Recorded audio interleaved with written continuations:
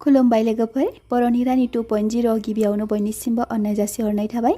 लोगोफोर, आं नोंथांमोननो दिनै बृहस्पति बारायनि बागै सुंद'यै फोरमायथि होगोन। जुदि नोंथांमोना भिडिअखौ बाहायजाथाव मोनो अब्ला जोबजासिम नायलांबानो जाबाय।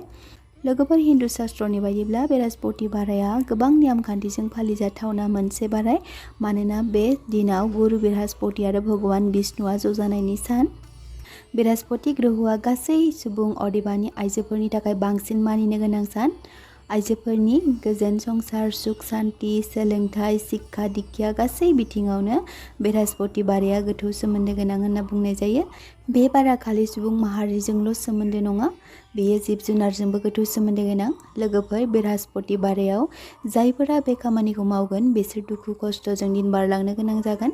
मानोना जुदि बै सानखालि आइजोफोरा बै खामानिखौ मावो अब्ला बै आइजोफोरनाव बृहस्पति ग्रहआ गाज्रि महरै नाङो होनना शास्त्र कुण्डलीयाव बुंनाय दं।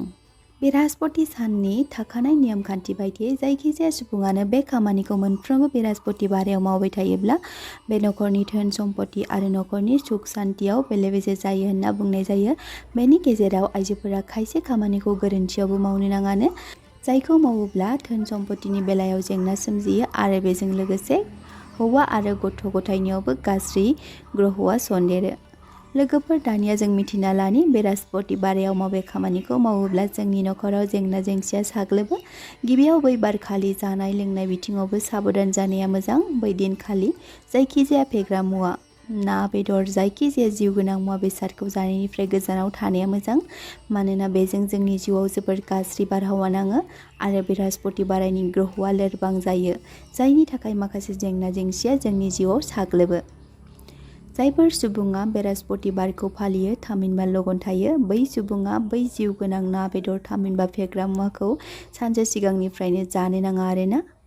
बेजों लोगोसे बै सानखालि थालिरखौबो जानो मोना होनना बुंनाय दं, मानोना थालिर बिफांखौ बै सानखालि फुजायाव होनाय जायो। नोंथाङा बै सानखालि थालिरखौ भगवान विष्णुनि मुङै दान होयोब्ला मोजां, नाथायबा नोंथाङा बै सानखालि थालिरखौ जानो नाङा आरोना। शास्त्र कुण्डलीनि बायदिब्ला बै सानखालि गाज्रा गुज्रा बोस्रांनाय एबा बायदिसिना गाज्रि मुवा बेसादखौ गारहरनाय बेबायदि खामानिखौ मावनो नाङा। बै सानखालि गाज्रा गुज्रा बोस्रांनाय खामानिखौ मावनो नाङा, जेरै न'नि बामलिमा सोंथेनायखौ हुगारस्रांनाय, बायला जिला मुवा बेसादखौ न'निफ्राय गारहरनाय, थामहिनबा बैफोरखौ फानहरनाय, बैफोरबायदि खामानिखौ मावनो नाङा। नोंनि सानफ्रोमबोनि खामानि मावखाबाय थानाया जेबो नङा, जेरै सिथ्ला न' सिबनाय, खांसि खुरै सुनाय, सानफ्रोमबोनि गाननाय जोमनाय सि सुनाय, बैफोर सानफ्रोमबोनि खामानि, बेयो जेबो नङा। गोनांथार बाथ्रा हिसाबै आइजोफोरा बै सानखालि खानाय लोबनो नाङानो। जुदि बे खामानिखौ मावो अब्ला नखरनि थाखा फैसानि बेले बेजे आरो नखरनि फिसाय आरो फिसाज्लाफोरनि बिथिङाव गाज्रि प्रभाब गोग्लैयोनो, मानोना आइजोफोरनि कुण्डलीयाव बृहस्पति ग्रहआ फिसाय आरो फिसाज्लाफोरजोंबो गोथौ सोमोन्दो गोनां होनना बुंनाय जायो। बेजों लोगोसे आइजोफोरा बै सानखालि खानाय आरो आसुगुरखौबो हानो नाङा। जाय आइजोफोरा पार्लाराव थाङो, जेरै आइब्र' खालामनाय, खानाय स्पे खालामनाय, बेफोरबायदि खामानिफोरखौ मावनो नाङा।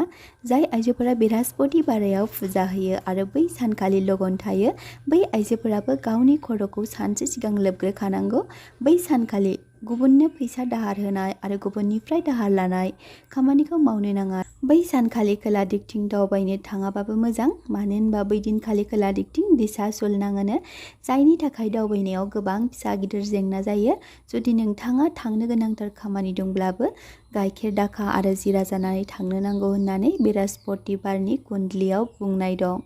बै दिनखालि खोला खना आरो खोला सोनाबथिं दावबायनायाव जायखिजाया खामानियानो फेलें जानो नागिरो होनना बुंनाय जायो। बै सानखालि लहानि मुवा बेसादखौबो नखराव बायनानै लाबोनो नाङा, जेरै सेखा, रुवा, खेमसि, जायखिजाया लहाजों बानायनाय बेसाद। बै सानखालि गोसोम गाबनि जिखौबो गाननो नाङा होनना बुंनाय जायो। आसा खालामो नोंथांमोना बे भिडिअनि गेजेरजों एसेब्लाबो गियान मोननो हाबाय। जुदि नोंथाङा बे भिडिअखौ नोंथांनि जिउआव बाहायजाथावना मोनो अब्ला भिडिअखौ लाइक आरो चेनेलखौ साबस्क्राइब खालामबानो जाबाय। भिडिअखौ जोबजासिम नायनायनि थाखाय बयनिसिमबो साबायखर बावहरनाय थाबाय।